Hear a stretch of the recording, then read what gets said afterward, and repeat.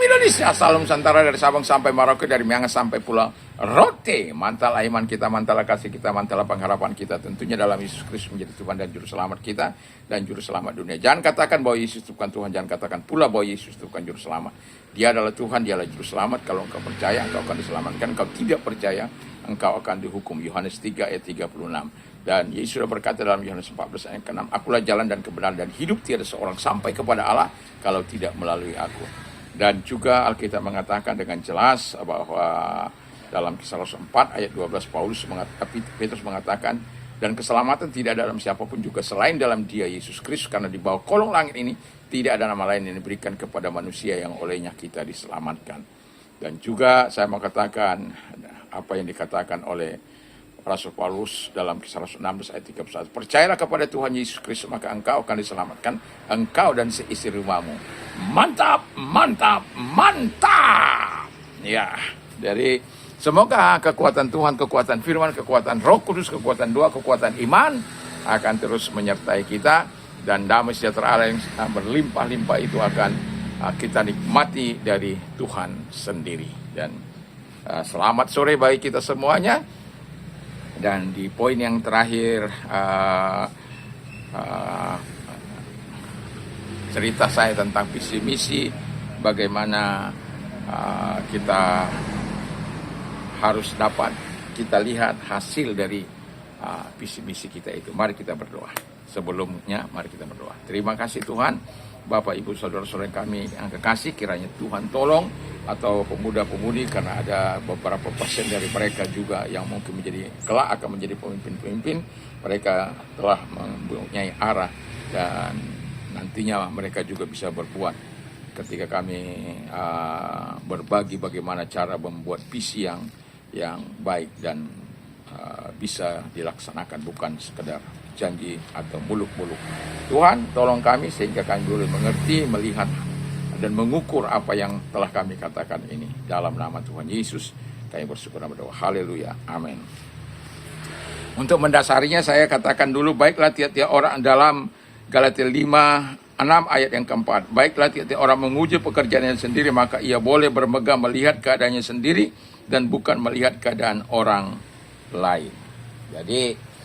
Jadi kita diajar oleh firman Allah untuk istilahnya menguji, ya. Jadi kita bisa mengecek diri kita untuk apa yang kita visi misikan itu, jangkanya berapa lama, 6 bulan kah, 1 tahun kah. Jadi kita bisa melihat. Nah, caranya adalah setelah kita paparkan semua itu, kita seperti satu contoh yang tentang menjadi bapak rohani, ya, menjadi bapak rohani bagi orang, menjadi bapak rohani yang setia bagi orang lain atau bagi siapapun. Nah, kan dari menjadi bapak rohani itu kita tidak akan bisa menjadi bapak rohani kalau kita tidak memiliki sesuatu yang akan kita bagikan. Kita tidak akan bisa menjadi bapak rohani kalau kita tidak memberikan, kita tidak punya hubungan yang baik dengan Tuhan. Nah, pertanyaan saya, apakah kita semakin dekat kepada Tuhan, dan semakin dekatnya kita kepada Tuhan itu membawa dampak kepada semua, ya, lingkungan kita, masyarakat, gereja, dan keluarga. Hasil hubungan kita dengan Tuhan itu akan berdampak kepada keluarga, gereja, maupun masyarakat. Kalau kita dengan Tuhan berani katakan mendustai Tuhan, ya tentu kepada masyarakat pun akan menjadi rusak hubungan kita. Tapi kalau kita menjaga hubungan kita dengan Tuhan dengan baik, kita kepada keluarga kita baik, kepada gereja kita baik, kepada masyarakat kita baik. Dan itu bisa kita lihat apakah kita setelah kita punya visi misi ini menjadi bapak yang baik, apakah kita semakin baik? Apakah kita bisa memegang perkataan kita? Apakah kita bisa melakukan apa yang dikehendaki oleh Tuhan? Apakah kita bisa melakukan apa yang Tuhan mau? Apakah pikiran kita selalu dipenuhi dengan ide-ide yang baik dari Tuhan? Apakah kedekatan kita semakin intens kepada Tuhan? Atau sebaliknya? Kalau kita sebaliknya, ya itu berarti kita udah kehilangan arah itu. Jadi kalau kita semakin dekat kepada Tuhan, kita bisa mengecek, oh saya semakin dekat. Intensitas saya memperkatakan firman Allah juga semakin kuat. Atau juga intensitas iman saya semakin menyala. Karena kan kita tahu bahwa iman itu kan seperti api. Jadi kalau iman itu seperti api, maka dia perlu kayu, bahan bakar. Kalau di zaman dulu kan kayu ya karena saya suka dulu masak makanan babi itu pakai kayu atau pakai kelapa sawit pada waktu itu.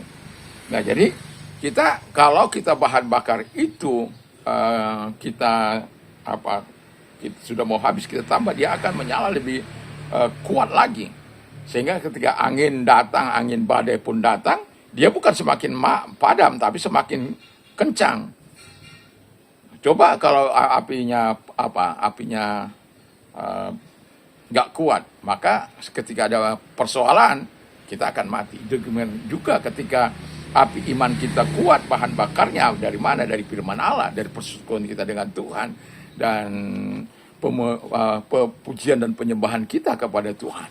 Jadi angin iman kita, api iman kita itu semakin berkobar-kobar. Kan dalam Roma 12 ayat 11 dikatakan, biarlah rohmu menyala-nyala dan melayani Tuhan. Dan itu harus kita matraikan dalam hidup kita supaya kita bisa menjadi berkat bagi orang lain. Dan yang kedua, keluarga. Saya sudah katakan bahwa kita berharap bahwa sebagai kepala keluarga, saya berharap bahwa keluarga saya juga menjadi kuat di dalam Tuhan, ya, sehingga intensitas doa satu dengan yang lain harus semakin baik. Dan pertanyaannya, apakah istri dan anak semakin mundur dari Tuhan atau semakin giat? Ya, itu menjadi pertanyaan. Jadi pertanyaan yang harus dijawab dengan jujur, bukan dengan rekayasa, bukan dengan pura-pura, bukan dengan munafik. Karena kita di hadapan Tuhan, saya mau katakan, ketika kita berdoa jujur di hadapan Tuhan, nggak ada yang kita tutup-tutupin. Makanya setiap pagi-pagi sekali saya bangun kepada Tuhan, yang saya katakan, ini engkau tinggal di sini supaya pikiran saya, perkataan saya, perbuatan saya tetap dalam kendali Tuhan. Dan biarkan 9 karunia itu bekerja dalam gereja Tuhan, dan juga saya diperlengkapi diperlengkapi Tuhan, dan supaya saya bisa memperlengkapi orang lain sebagaimana Efesus 4 ayat yang 11 itu. Atau kita tetap memiliki kuasa Roh Kudus, dipenuhi, dipimpin oleh Roh Kudus, sehingga buah-buah itu tampak dalam kehidupan kita. Dan itu juga lah yang harus tampak di tengah-tengah keluarga kita. Jangan katakan bahwa Anda intim dengan Tuhan, tetapi Anda terus saja bertengkar setiap hari sebagai suami istri bertengkar. Ya itu nggak benar itu. Berarti ada sesuatu yang salah di situ. Tautan kita itu harus kepada Tuhan. Semua harus didorong kepada Tuhan, bukan kepada kepala keluarga. Tautan kita itu Tuhan, supaya seluruh apa yang kita lakukan itu bertautan dengan Tuhan, sehingga itu akan membawa dampak bagi keluarga kita, bagi anak-anak kita. Mereka ketika mereka bertumbuh dalam Tuhan, istri kita bertumbuh dalam Tuhan, dan mereka terlibat pada akhirnya dalam pelayanan. Dan itu kan bisa dilihat. Bukan setelah Anda membuat visi ini, adakah pertumbuhan itu? Nah, itu yang adakah intensitas kepada Tuhan, pemujaan kepada Tuhan, pribadi lepas pribadi itu semakin kuat atau semakin tidak. Dan itu sebabnya kita sebagai penjaga api iman itu, kita harus terus mendorong mereka untuk membaca firman Allah, untuk bersekutu dengan Tuhan, atau pujian dan penyembahan dengan serius, dan ketika berdoa jujur di hadapan Allah, supaya ketika kita jujur, kita akan melihat pertumbuhan mereka. Bukan hanya kita ingin bertumbuh, tapi mereka juga bertumbuh. Lalu yang ketiga dikatakan, jemaat Tuhan ya yang bertumbuh itu, baik itu kita ingin mereka bertumbuh, tentunya yang kita harapkan adalah pertumbuhan spiritual mereka. Jadi bertumbuh dalam firman Allah, bertumbuh dalam firman Allah sehingga mereka menjadi serupa dan segambar dengan Yesus. Dan apakah itu tampak dalam hidup mereka? Dan apakah mereka semakin akrab dengan Tuhan atau semakin aktif dalam ibadah-ibadah mereka? Itu kita bisa lihat dan kita bisa catat itu dalam keseharian keaktifan mereka di dalam beribadah kepada Tuhan. Dan kita tentu akan terus mendorong supaya mereka semakin bertumbuh dan mau melayani. Mereka tidak lagi jadi penonton, tapi menjadi pemain. Mereka tidak merasa tidak dibutuhkan. Mereka orang-orang yang dibutuhkan satu dengan yang lain itu. Jadi tidak ada yang terabaikan. Setiap orang, ya, setiap orang. Nanti dalam jemaat saya itu saya mengatakan setiap orang harus bertumbuh, ya. Ya, setiap orang harus bertumbuh. Karena itu penting. Karena ketika mereka bertumbuh, kita tidak perlu berlelah-lelah, ya. Kita ada orang-orang yang kita bisa andalkan untuk itu. Ya, memang ketika kita baru, artinya dalam arti persoalan-persoalan yang begitu rupa membuat kadangkala tidak berjalan sesuai dengan yang kita harapkan. Disinilah peran visi itu. Peran visi itu supaya kita tetap teguh, setia di arah yang sudah Tuhan taruhkan, beban yang Tuhan sudah taruhkan dalam hidup kita. Sehingga dalam keadaan apapun kita akan terus mendorong diri kita, mendorong keluarga kita, mendorong jemaat Tuhan untuk selalu berbuat sesuatu yang baik.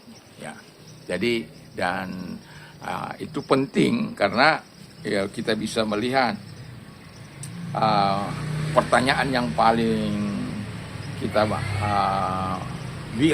ajukan adalah apakah kita dengan mereka semakin akrab atau dengan tidak. Kan ini karena tadi visi pribadi ya.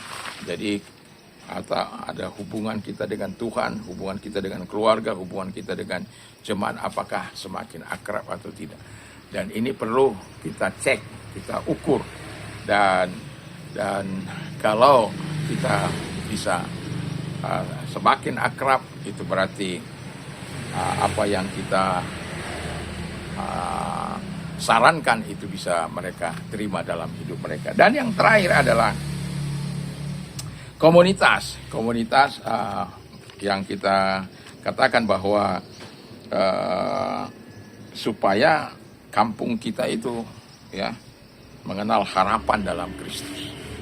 Bahwa saya pernah dikatakan oleh tetangga saya, ini saya bukan tapi mereka yang mengatakan, hebat sekali Tuhannya orang Kristen itu. Loh kenapa Bapak bilang begitu? Saya bilang, ya ini bukan saya ya mereka yang mengatakan.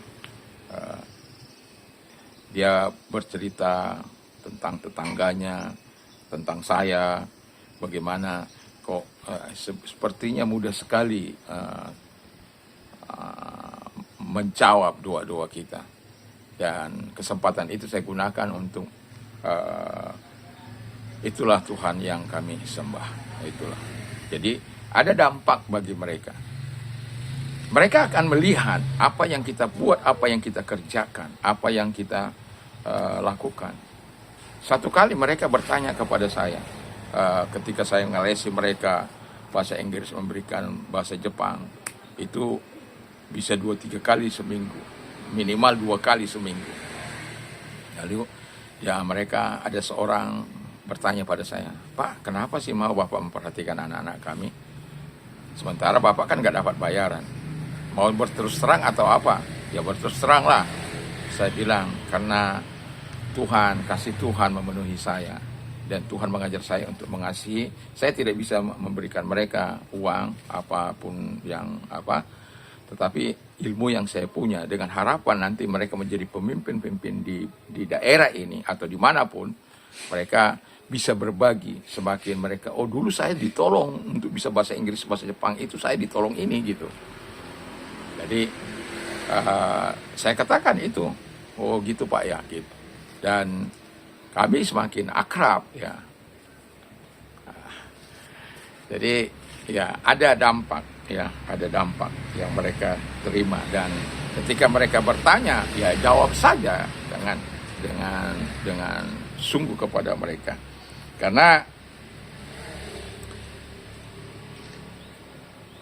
dan begini, pertanyaan yang kita ajukan, apakah komunitas di mana Anda tinggal semakin nyaman atau semakin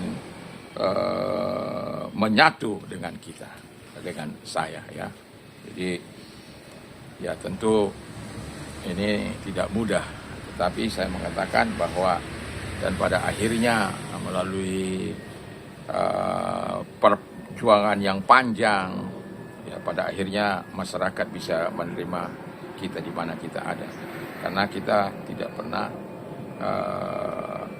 untuk melakukan apa yang jahat, dan kita melakukan apa yang baik ya.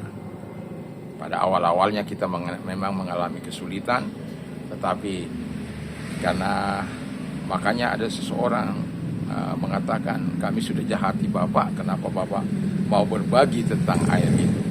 Dan saya katakan, karena Yesus saya itu mengajar, ya jangan kalah dengan kejahatan, tapi kalahkan kejahatan dengan kebaikan. Oh, tidak ada ajaran seperti itu, tapi saya katakan kepadanya, itulah ajaran Yesus kami. Tidak boleh membalas yang jahat dengan yang jahat. Dan pada umumnya masyarakat akhirnya bisa mengerti satu dengan yang lain. Dan kami bisa saling mengerti dan menyatakan sikap kami. Dan itu karena apa? Karena kita harus memang menguji keberadaan kita, menguji hati kita, bagaimana di hadapan Tuhan, di hadapan keluarga, di hadapan jemaat, dan di hadapan masyarakat. Semoga kita adalah orang yang betul-betul bertumbuh dalam Tuhan, mengalami transformasi dari Tuhan, sehingga kita bisa menjadi alat yang memberkati keluarga, kemudian gereja atau jemaat dan masyarakat kita. Kiranya Tuhan Yesus memberkati kita, dan kita berdoa. Terima kasih Bapa di surga. Di akhir pembicaraan kami, dari mulai visi misi, langkah-langkah apa yang harus kami buat dan tujuannya, kami sudah sampaikan. Kiranya ini bisa menjadi berkat bagi mereka. Dan kalau ada yang sakit, dalam nama Yesus, segala sakit penyakit yang mereka lakukan keluar, dan oleh bidur Yesus engkau sembuh, oleh kuasanya engkau sembuh. Dan kami juga berdoa kepada mereka-mereka yang mengalami masa-masa sulit mereka. Kami berdoa supaya Tuhan menolong mereka dengan segala pergumulan mereka. Terima kasih, kami bersyukur dalam nama Yesus. Haleluya. Amin. Selamat sore bagi kita semuanya. Kiranya Tuhan Yesus memberkati kita. Mantap, mantap, mantap.